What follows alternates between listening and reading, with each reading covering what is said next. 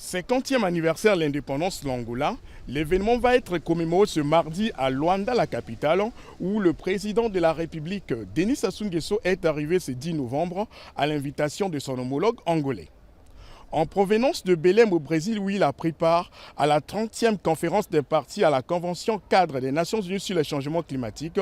COP30 en sigle, le chef de l'État congolais a été accueilli au pied de l'avion par le secrétaire d'État angolais à la coopération internationale, Gustavo Vieira Lopez.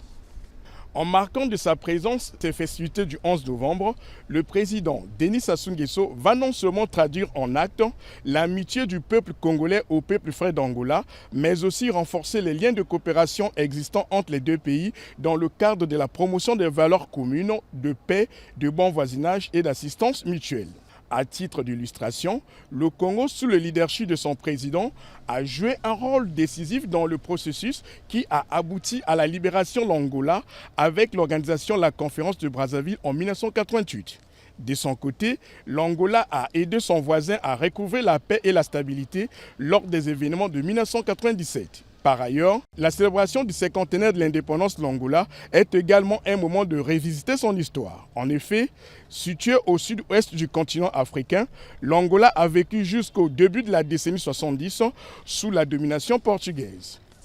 Après une lutte acharnée contre le colon, le pays est parvenu à obtenir sa liberté en 1975. C'est précisément le 11 novembre de la même année que le leader du mouvement populaire de la libération de l'Angola, MPLA en sigle,